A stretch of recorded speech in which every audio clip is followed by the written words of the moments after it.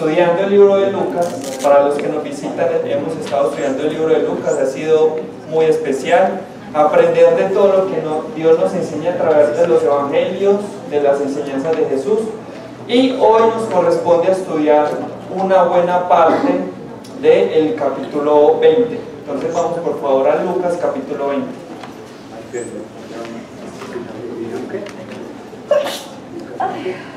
Lucas capítulo 20. Vamos a estudiar desde el versículo 1 hasta el versículo 19.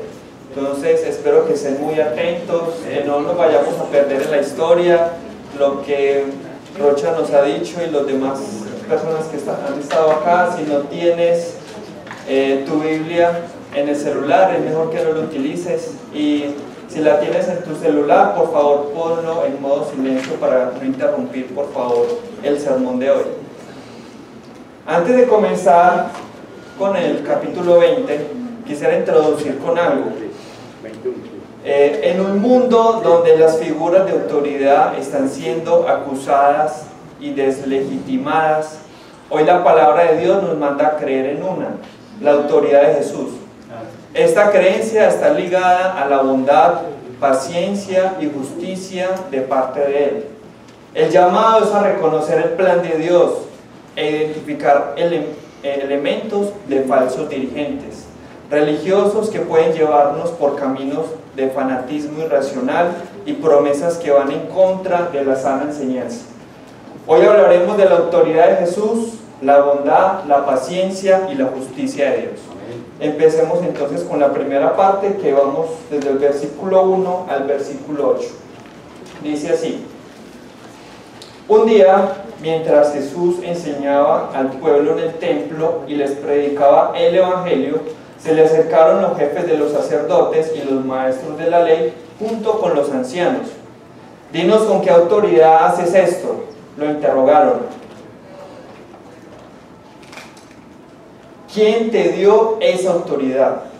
Yo también voy a hacerles una pregunta, replicó él. Dígame, ¿el bautismo de Juan procedía del cielo o de la tierra? Ellos pues lo discutieron entre sí. Si respondemos del cielo, nos dirá ¿por qué no lo creyeron? Pero si decimos de la tierra, todo el pueblo nos apedreará, porque están convencidos de que Juan era un profeta. Así que le respondieron: no sabemos de dónde era. Pues yo tampoco les voy a decir con qué autoridad hago esto. Hasta ahí, es el primer punto. Y el primer punto es la autoridad de Jesús. Y es muy evidente que esa es la palabra clave o la palabra central de ese párrafo, la autoridad. Esa palabra es relevante, o sigue siendo relevante desde esa época hasta en tiempos en los que estamos. Un significado de la palabra autoridad, con origen en el vocablo latino autoritas. El concepto de autoridad hace referencia a una potestad que logra a alguien, a un líder legítimo y a alguien que obtiene poderes o facultades sobre un grupo de personas. Ejemplos de autoridad, por ejemplo, la autoridad de un padre con sus hijos, ¿cierto? El ejemplo de autoridad de un profesor con sus estudiantes, de un jefe con sus empleados, de un policía con los ciudadanos, de un agente de tránsito con los conductores, del presidente sobre los poderes políticos. Son muchos de los ejemplos que hoy podemos apreciar sobre la autoridad. Si se dan cuenta, es interesante porque esos ejemplos que acabo de mencionar hoy en día están siendo acusados y deslegitimados frecuentemente. ¿Sí se han dado cuenta de eso? Hoy los padres se rebelan los hijos se rebelan contra sus padres. He escuchado historias de compañeros que son docentes y de estudiantes que los agreden. Conocí la historia de una compañera que decomisó un celular y la dueña del celular la atacó y la agredió por quitar el celular, y la tuvieron que llevar a un manicomio porque ya era algo que se había sobrepasado los límites de la autoridad. Hemos visto por televisión las azonadas que hace la gente cuando la policía va a capturar a pandilleros, ¿han visto? Pues realmente es algo totalmente en contra de la autoridad. O agentes de tránsito que son llevados por los conductores infractores en su capó, atropellados prácticamente, ¿cierto? Todo esto es algo que estamos viviendo hoy y es algo que va en contra de la autoridad, pero vamos a analizar específicamente a qué autoridad se refiere este pasaje. Y en el versículo 1 nos dice que un día Jesús estaba enseñando en el templo y predicaba acerca del Evangelio. O sea, la autoridad que Jesús estaba ejerciendo ahí era una autoridad académica, era una autoridad moral, pero sobre todo era una autoridad espiritual. Esa era la autoridad que Jesús estaba ejerciendo ahí. ¿Quién te dio esa autoridad?, le preguntaron ellos. Antes de estudiar la respuesta que Jesús da, quiero que pensemos en qué casos se cuestiona la autoridad de otra persona. Pongámonos a pensar en eso. Porque de la nada no llegamos donde un policía a cuestionar su autoridad o un agente de tránsito. Tiene que pasar algo para nosotros llegar y cuestionar esa autoridad. Pero, ¿por qué? ¿Por qué se cuestiona la autoridad? Y pensando en eso, me puse en el papel de hijo, porque a veces cuestioné la autoridad, en este caso de mi madre, que fue la que siempre me acompañó. Y me ponía a recordar en mi infancia, mi madre me había comprado un Polystation. No es un PlayStation, sino un Polystation. ¿Sí entienden la diferencia? No, no entiendo. Los Polystation son los de los jueguitos normales: Mario Bros, Contra, Bomberman. Son de los se distinguen por el pixelaje, son demasiado pixelados. ¿Cierto? Muy bien. Mi madre me había comprado un Nintendo de esos y yo me volví obsesivo. Para mí eso era lo máximo, llegar a la casa y jugar, eso era como lo mejor del mundo. Y lógicamente mi mamá, dándose de cuenta de la adicción que me estaba metiendo, toma su autoridad y me dice que hasta ahí llegó, basta hasta ahí. Y ahí es donde uno dice, no, ¿cómo así? Si usted me lo regaló, eso es mío. Y ahí es donde uno empieza a cuestionar la autoridad. Es decir, un hijo cuestiona la autoridad de sus padres cuando se le exige algo que no quiere hacer, ¿cierto? Cuando se le confronta, cuando quiere hacer su propia voluntad. Esto también explica los casos de la mayoría de sucesos que han pasado en contra de las autoridades. Van en contra de ellos y lógicamente deciden rechazarlas. ¿En qué caso se cuestiona la autoridad de otra persona? Cuando no queremos aceptarla. Así de sencillo, ¿cierto? Ahora, ¿por qué los fariseos, los maestros, los ancianos no querían aceptar la autoridad de Jesús? Esa es la pregunta. ¿Por qué ellos no la querían aceptar? Vamos a un pasaje que está más atrás en Lucas 11, versículo 37. Vamos a leer del 37 al 53. Son pasajes extensos. Si están tomando nota, tranquilos que yo los espero. Lucas 11, del 37 al 53, dice así. ¿Estamos? Listo. Cuando Jesús terminó de hablar, un fariseo lo invitó a comer con él. Así que entró en la casa y se sentó en la mesa. Pero el fariseo se sorprendió al ver que Jesús no había cumplido con el rito de lavarse antes de comer. Resulta que ustedes, los fariseos, les dijo el Señor, limpian el vaso y el plato por fuera, pero por dentro están ustedes llenos de codicia y de maldad. Necios, ¿acaso el que hizo lo de afuera no hizo también lo de adentro?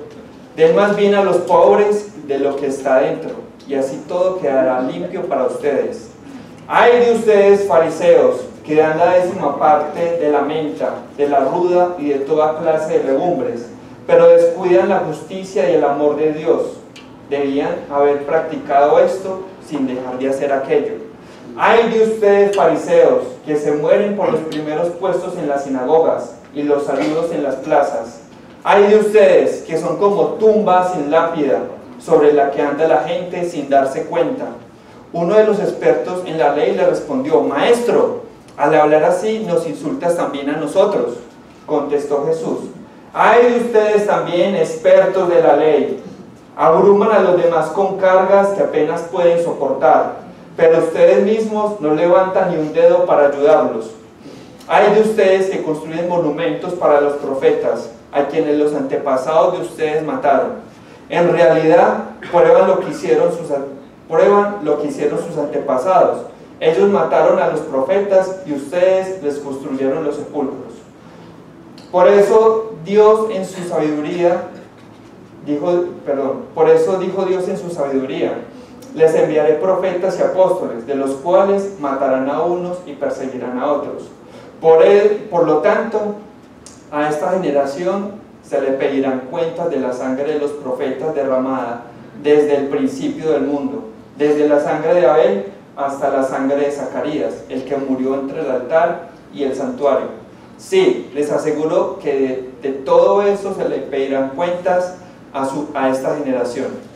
Ay de ustedes, expertos en la ley, porque se han adueñado de la llave del conocimiento. Ustedes mismos no han entrado, y a los que querían entrar les han cerrado el paso. Cuando Jesús salió de allí, los maestros de la ley y los fariseos resentidos se pusieron a acosarlo a preguntas. Muy bien. Ya entendemos por qué no querían aceptar la autoridad de Jesús, ¿cierto que sí? Claro, después de decirles la verdad y de confrontarlos, lógicamente ellos no querían aceptar la autoridad de Jesús. Y es interesante porque para nuestro caso, a veces nosotros también debatimos sobre la autoridad de Jesús cuando simplemente no estamos de acuerdo con lo que Él nos dice. Así de sencillo. Cuando no aceptamos la verdad de Jesús, empezamos a cuestionar su autoridad. Las enseñanzas de Jesús son muy radicales y realmente no son fáciles de asimilar. Y para alguien que no sea cristiano y para alguien que haya tenido una vida complicada, a veces sus enseñanzas suenan escandalosas, imposibles. Enseñanzas como amar al prójimo, como perdonarnos los unos a los otros, como no mirar a hombres o mujeres con deseo, como poner la otra mejilla, ser humildes, ser pacientes, alejarnos de los vicios, tener dominio propio, decir siempre la verdad, no robar ni engañar, tener vidas puras, casarse para no vivir en fornicación, vivir vidas santas, darle el lugar que se merece en nuestras vidas. Ciertamente es más fácil cuestionar la autoridad de Jesús que vivir eso. Por eso es difícil reconocer la autoridad de Jesús, porque al reconocerla entendemos que necesitamos seguir sus enseñanzas. Te voy a ser sincero, y es que a mí me cuesta aún aceptar la autoridad de Jesús en muchos aspectos de mi vida, porque es difícil. Y los que estamos casados sabemos que vivir las enseñanzas de Jesús en el matrimonio son complejas, son realmente complejas. ¿No, René? Ah, bueno, menos para René, excepto René. Pero para los demás que somos de carne y hueso, sí. Son realmente complejas. Tratar a la esposa con delicadeza es complejo. Amarla incondicionalmente es complejo. Someternos a ella, porque el sometimiento tiene que ser mutuo, es complejo. Querer agradarla es complejo. Pues es realmente complejo y me cuesta. Pero ese es el llamado. Y hay algo que yo tengo claro. La autoridad de Jesús es difícil de seguir, pero Jesús siempre me va a decir la verdad. Si ustedes se dan cuenta, es difícil que a uno le digan la verdad, pero es lo mejor que pueden hacer por uno. Si tú estás con personas que constantemente te mienten, dicen que todo está bien, eso es doloroso, porque realmente uno sabe que no está viviendo lo que Dios quiere que viva, y las personas intentan disimular, pero con Jesús siempre vamos a encontrar la verdad, siempre nos va a decir realmente nosotros quiénes somos. Y puede sonar muy difícil, pero hay una promesa que a mí siempre me ha llamado la atención y quisiera que vayamos a Mateo 11. Hoy vamos a estar moviéndonos en las escrituras, entonces agilidad, sobre todo en el Nuevo Testamento. Mateo 11, 28.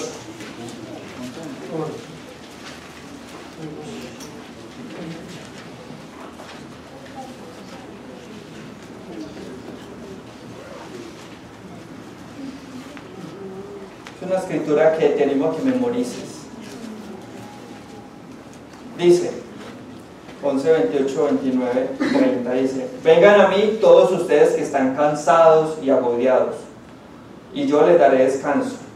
Carguen con mi yugo y aprendan de mí, pues yo soy apacible y humilde de corazón, y encontrarán descanso para su alma, porque mi yugo es suave y mi carga es liviana. A pesar de que la autoridad de Jesús puede ser fuerte, difícil para nuestra vida, es lo mejor que podemos tener para ella. La autoridad de Jesús no es como la autoridad de ningún hombre, es realmente vida y descanso. No hay falsedad, no hay engaño, no hay mentira, es realmente vida y descanso. Si nos visitas, este es el evangelio que predicó Jesús, el evangelio del arrepentimiento, el evangelio de aceptar su autoridad, y te animo a que sueltes esa carga, porque estar sin Jesús, cargar con todos nuestros pecados, es una carga que realmente es difícil de llevar. Te aseguro que un nuevo año no va a cambiar tu vida. Pueden pasar este año, el otro, y un nuevo año no trae nada nuevo realmente. Pero bueno, puede que traiga un nuevo trabajo, puede que traiga una nueva carrera, en fin, nueva ropa, pero son cosas que no van a ser alguien diferente de ti, son realmente algo externo. En cambio, Jesús realmente nos permite ver que su autoridad trabaja desde nuestro interior. También animo a los hermanos a que pongan su mirada en esto, en la autoridad de Jesús, a que se arrepientan de sus pecados. ¿Quién te dio esa autoridad?, le preguntaron los ancianos, fariseos, maestros a Jesús, y la respuesta de Jesús los había dejado totalmente perdidos. Pero antes de hablar un poco de esto, hay que reconocer que estas personas, los maestros, los fariseos, eran personas de mucha autoridad en su pueblo, de bastante autoridad. Y interesantemente estaban divididos por grupos. Algunos pensaban una cosa de la resurrección, otros no, pero para acusar a Jesús se unieron. Es muy interesante ese detalle. Ahora, ellos estaban en un gran dilema. ¿Cuál era el dilema? Aceptar si el bautismo de Juan era del cielo o de la tierra. Ese era el dilema. Entonces, si ellos aceptaban que el bautismo de Juan el Bautista, era del cielo, era aceptar primero la acusación de Jesús de por qué no habían creído, pero más aún aceptar el testimonio de Juan. ¿Y de quién hablaba Juan? De Jesús. De Jesús. O sea, era aceptar la autoridad de Jesús. Eso lo podemos ver en una escritura que está en Juan. Vamos a esa escritura, en Juan capítulo 3. Juan capítulo 3, versículo 26.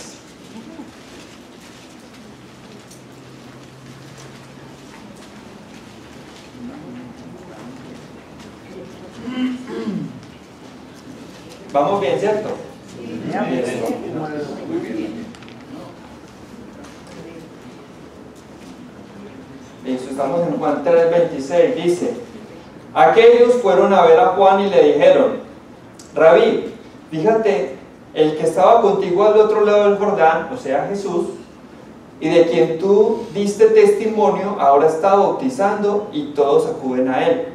Nadie puede recibir nada a menos que Dios se lo conceda. Le respondió Juan, ustedes me son testigos de que dije, yo no soy el Cristo, sino que he sido enviado delante de él.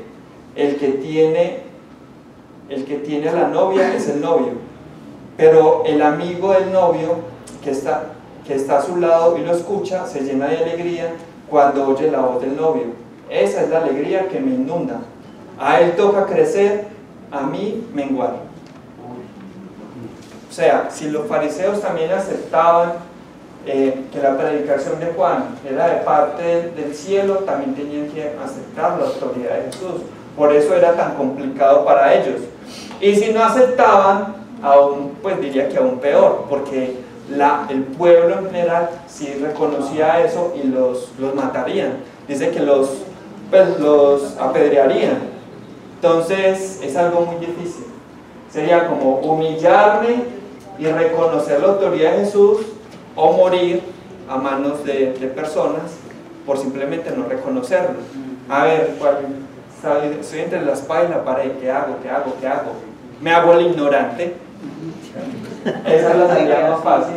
Me hago el ignorante. Entonces, ¿ellos qué dijeron? No lo sabemos. No lo sabemos. Esa es la salida. Cuando ustedes tengan un problema, esa es la salida más fácil. ¿Usted qué quiere? ¿Esto o quiere? Ay, no sé. Esa es la salida más fácil. Ahí les doy tips, pero no lo utilicen tan diariamente. ¿Listo? Las enseñanzas de Jesús, es una pregunta que te hago hoy en día. ¿Las enseñanzas de Jesús proceden del cielo o de la tierra? Ya saben que no se vale decir, no sé, del cielo, ¿cierto? Entonces es algo complejo, porque si tú sabes eso, deberías de obedecerlas.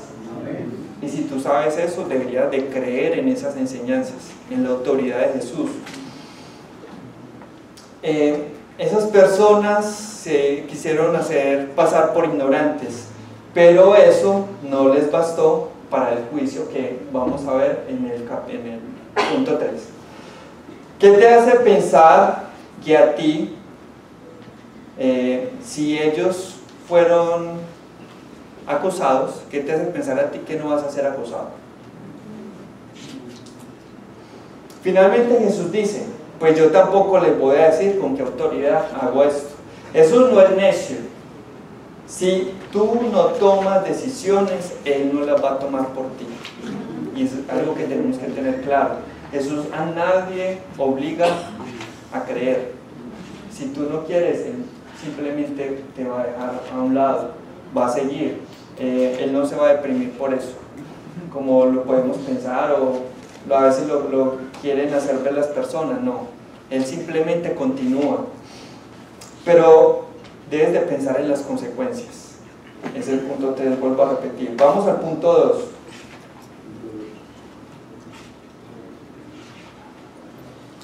El punto 2 es la bondad y la paciencia de Dios.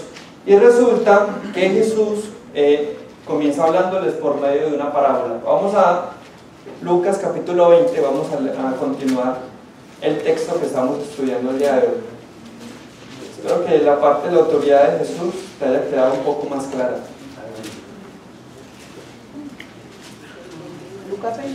Lucas 20, desde el versículo 9 hasta el versículo 16. Vamos a leer toda la parábola. Dice así: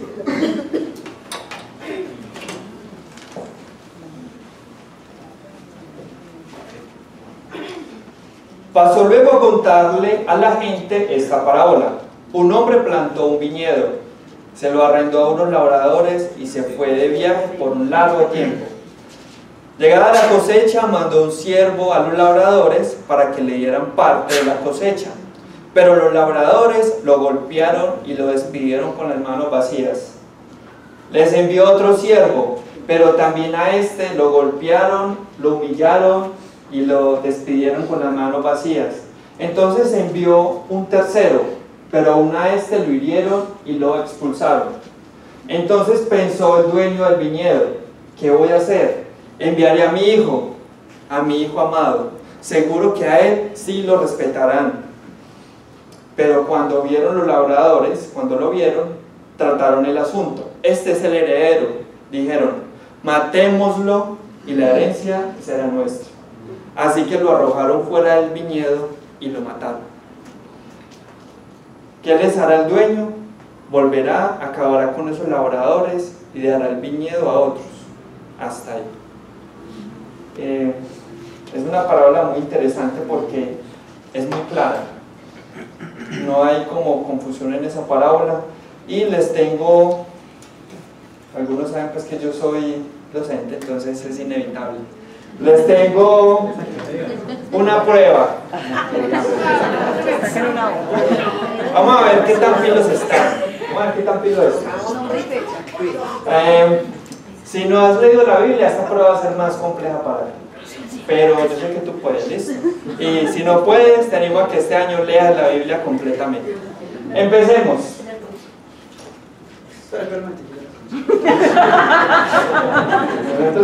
Era de esos. El hombre que plantó el viñedo, ¿quién era? Dios. Muy bien, a esos que responden. Por allá, muy bien, excelente.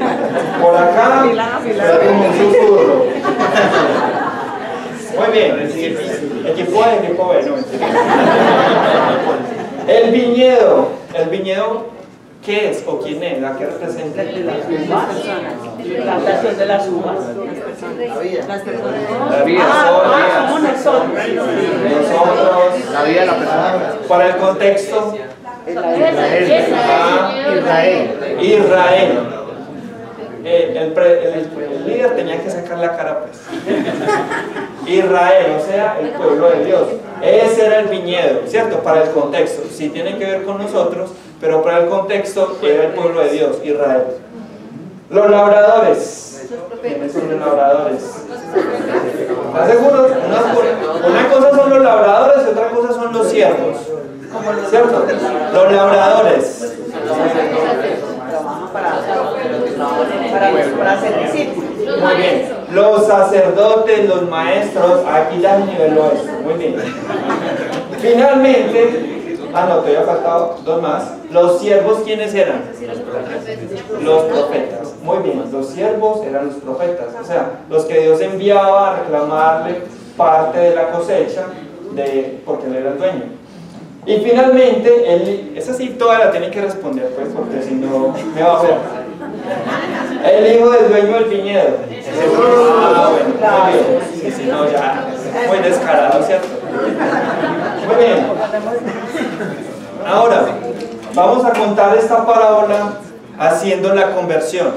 ¿Están listos? Entonces, la conversión sería más o menos así. Dios permitió a los sacerdotes, maestros, ancianos que cuidaran a su pueblo. Interesante que estos dirigentes sí lo hicieron, ¿cierto? Porque dio cosecha. El problema fue que se querían adueñar de esta, o sea, el pueblo, la cosecha.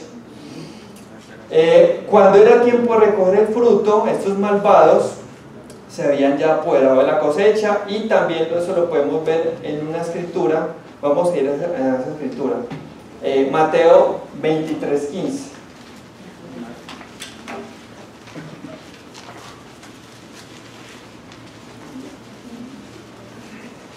Vamos a mirar si se habían adueñado o no según lo que Jesús les dice. Mateo 23:15, solo versículo.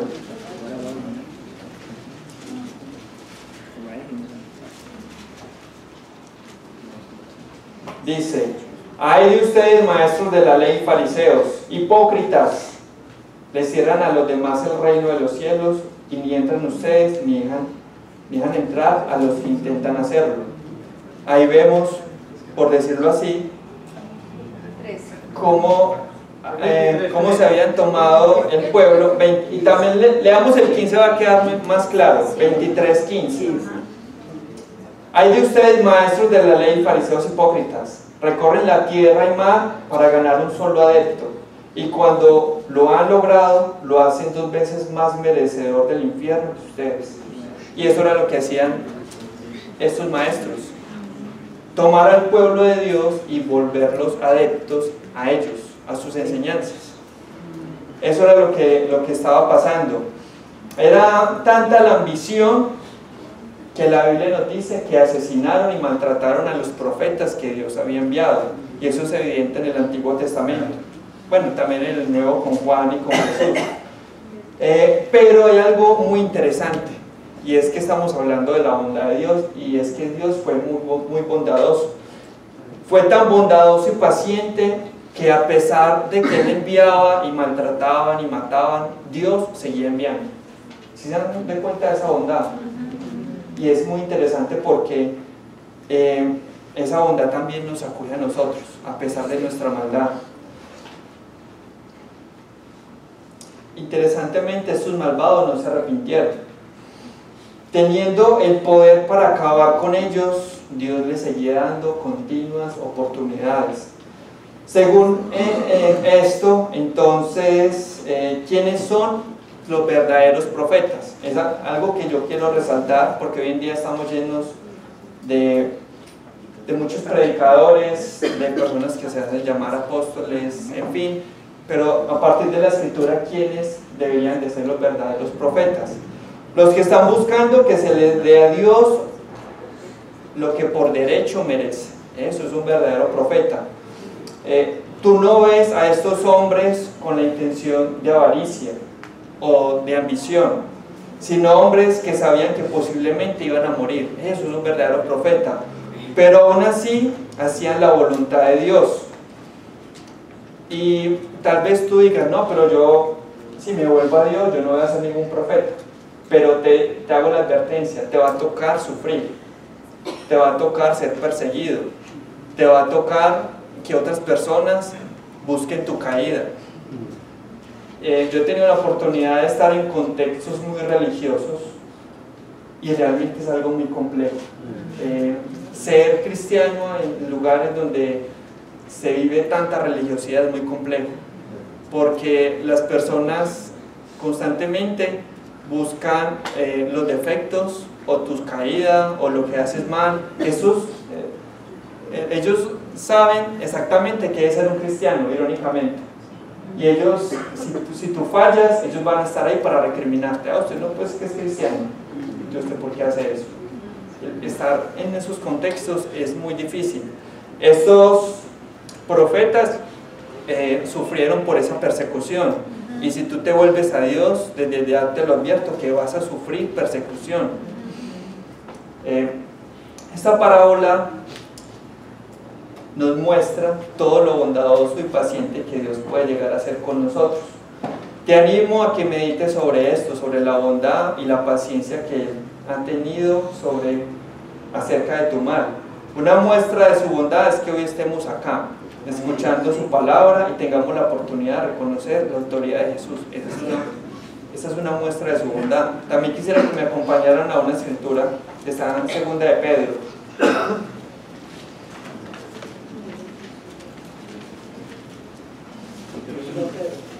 Segunda de Pedro, capítulo 3.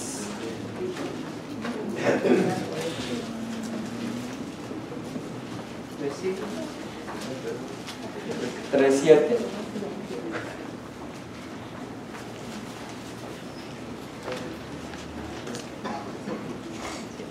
Vamos a leer del 7 al 9.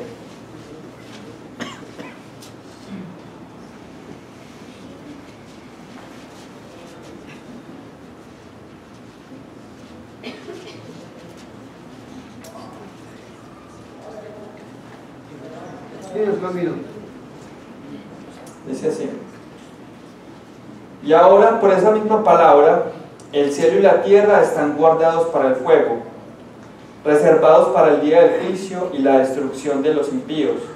Pero no olviden, queridos hermanos, que para el Señor un día es como 1000 años, y 1000 años como un día. El Señor no tarda en cumplir su promesa, según entienden algunos la tardanza. Más bien, Él tiene paciencia con ustedes, porque no quiere que nadie perezca, sino que todos se arrepientan. Hasta ahí. Ese es el propósito de Dios de enviar profetas. que nos arrepintamos y nos volvamos a Él. Ese es el propósito de Dios de tenerme hoy acá, de anunciar el arrepentimiento, que tú te puedas arrepentir y te puedas volver a Él. Ese es el propósito. Ahora, si tú no quieres la bondad y la paciencia de Dios, te va a tocar lidiar con su justicia. Y ese es el punto 3. La justicia de Dios. Este es el último punto, tranquilos. Muy bien. Leamos del versículo 14 al versículo 19 de Lucas 20, el que estamos estudiando.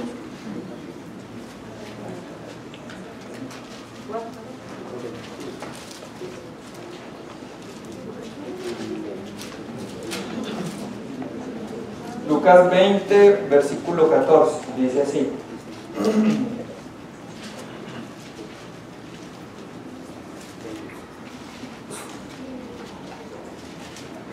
Esta parte también es de la parábola, dice: pero cuando vieron los labradores, cuando lo vieron, o sea, al hijo del dueño, a Jesús, trataron el asunto. Este es el heredero, dijeron, matémoslo y la herencia será nuestra.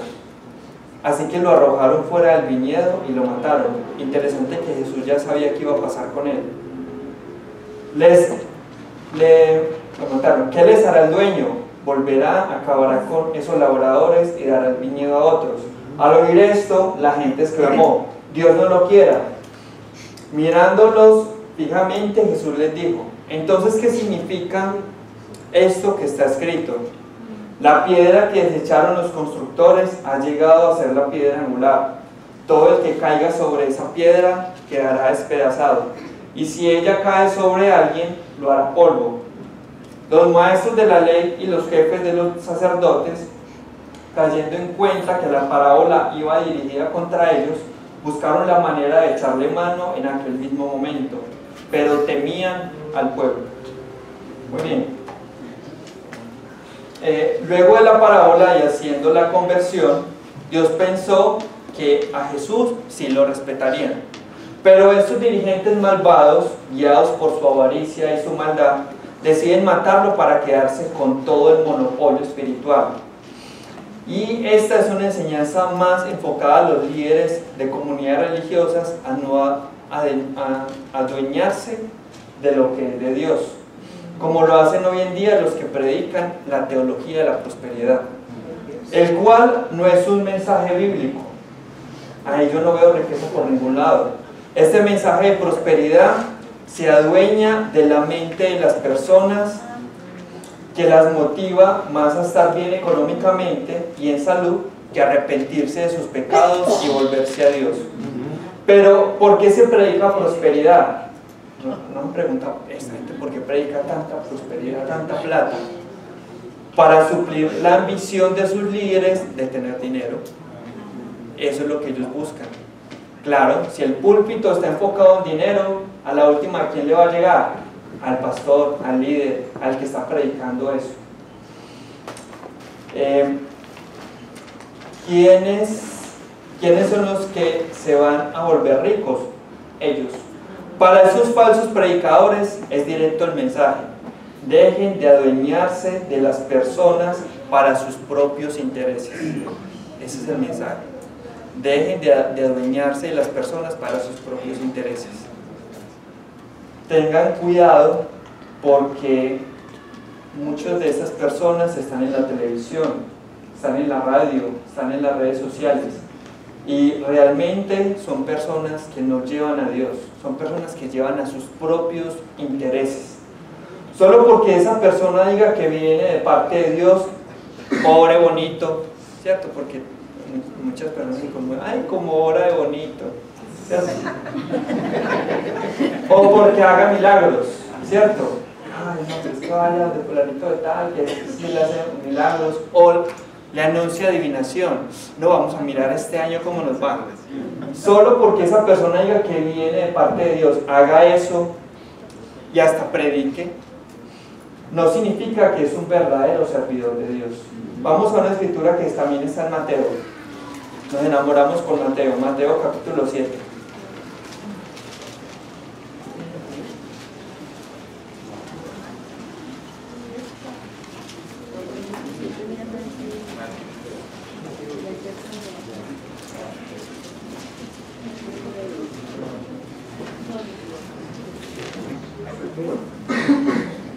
Yo no pido plata, pero si me invitan a almorzar, me quedo muy satisfecho. Mateo capítulo 7.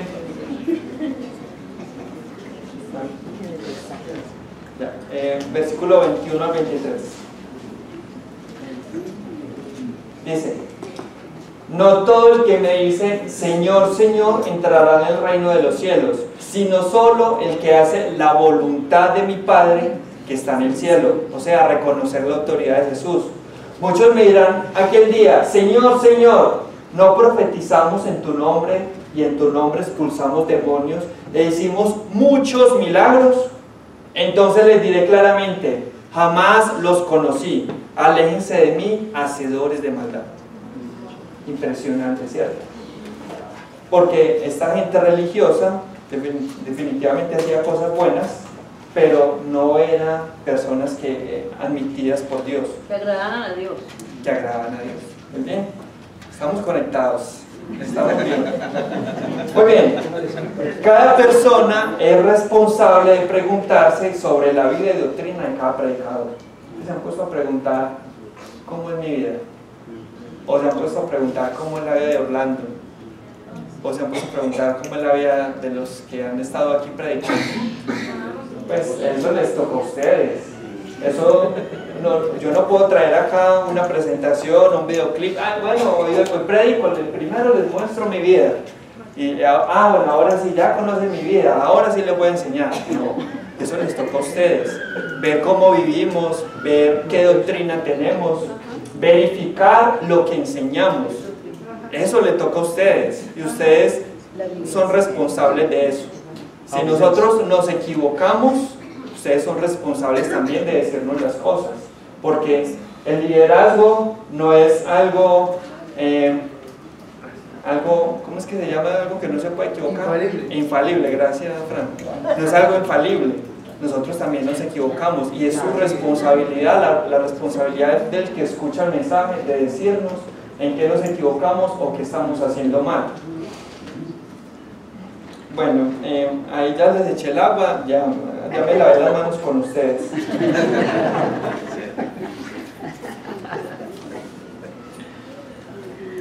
Pero la bondad y la paciencia de Dios tiene su límite.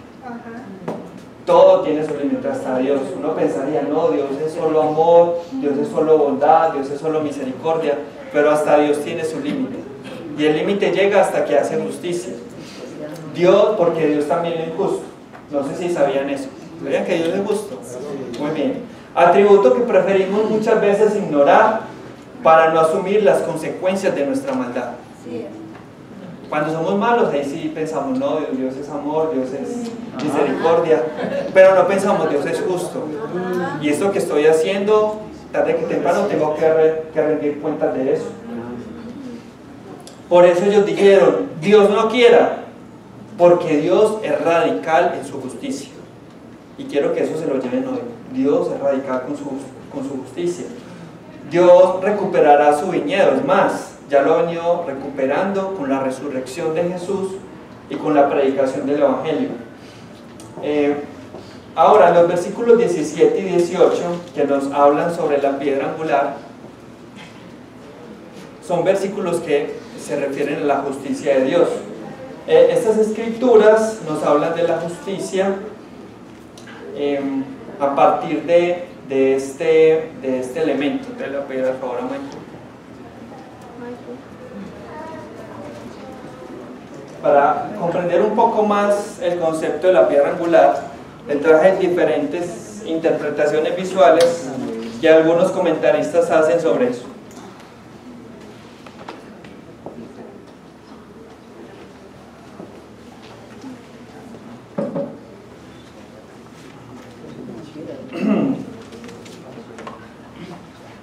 Muy bien. Entonces, la piedra angular. ¿Qué es la piedra angular? Este concepto se desarrolla como una metáfora de construcción y puede significar alguna de estas tres ideas o las tres al mismo tiempo. La primera, la piedra angular, la primera que se pone, la más segura y estable, sirve como ángulo para el resto del edificio, por eso se llama piedra angular. Es decir, esta piedra les va a dar la guía para seguir construyendo toda la edificación. Esta es una representación de la piedra angular. Imagínense que esta piedra le caiga a uno encima.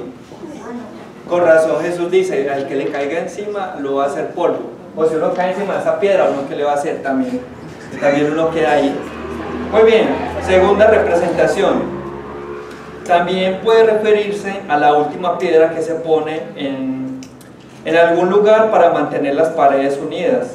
Se le denomina piedra clave, del hebreo rosh, que significa cabeza. Esta es otra representación de la piedra angular. Vemos que también es muy importante para la edificación, para la construcción. Sin esa piedra, estas dos bases lógicamente se caerían. Muy bien, tercera representación. Puede referirse a la piedra principal que se encuentra en el centro del dintel y sostiene el peso de toda la pared. Entonces, esto que vemos acá es el dintel, o sea, la piedra, y sostiene toda la pared. Lógicamente, sin esta piedra, esto se viene por acá abajo. Otra representación, esta piedra, el dintel, que sostiene todo este muro. Muy bien, visualmente ya sabemos qué es la piedra angular, ¿cierto que sí? Y ya entendemos la importancia en una edificación. Por eso es tan relevante. Y además, la Biblia, en varios pasajes, nos habla de la piedra angular. Los voy a mencionar, pero no los vamos a ver. Por ejemplo, Zacarías 4:7, Efesios 2:20 al 21, son algunos de los pasajes que hablan sobre la piedra. Siendo Jesús la piedra angular, en la cámara, siendo Jesús la piedra angular, Él será la medida de justicia. Voy a leerles un pasaje, no necesitan ir allá. Juan 12:47 al 70. Juan 12:47 dice: si alguno escucha mis palabras, pero no las obedece, no seré yo quien lo juzgue, pues no vine a juzgar al mundo, sino a salvarlo. El que me rechaza y no acepta mis palabras, tiene quien lo juzgue. La palabra que yo he proclamado lo condenará en el día final. Si alguno va en contra de las enseñanzas de Jesús, en el día del juicio le irá mal. Es más, desde ya la carga de sus pecados será toda una pesadilla. También debo decirlo, hay discípulos que no están viviendo según las enseñanzas de Cristo. Y ese es un llamado también para nosotros, para arrepentirnos de nuestros pecados y realmente para que Jesús sea esa base para sostener nuestra fe. Recordemos el que construye sobre la roca y construye sobre la arena. Tenemos eso presente, ¿cierto? ¿Le han escuchado? Sí. ¿Alguno no lo ha escuchado? Listo. Que el que construyó sobre la arena, vino las olas, se llevó la casa. El que construyó sobre la roca, creció el mar, en fin, y la casa se mantuvo. Eso también hace parte de esa roca. Hermanos, sigan mi ejemplo. Esto lo dice Filipenses 3:17. Hermanos, sigan mi ejemplo y fíjense también en los que viven según el ejemplo que nosotros les hemos dado a ustedes. Ya les he dicho muchas veces y ahora se lo repito con lágrimas. Hay muchos que están viviendo como enemigos de la cruz de Cristo y su fin es la perdición. Esas palabras son para cristianos. Hay muchos que están viviendo como enemigos de la cruz. Su Dios son sus propios apetitos y sienten orgullo de lo que debería darles vergüenza. Solo piensan en cosas de este mundo. Deberías de analizar eso. ¿Cuál es tu Dios? ¿Cuál es tu Dios? Hermanos, en el nombre de Cristo, esas sí son mis palabras, eso ya no es filipense. Pero les quiero suplicar que se arrepientan. Les quiero suplicar que realmente acepten la autoridad de Jesús. Se lo suplico.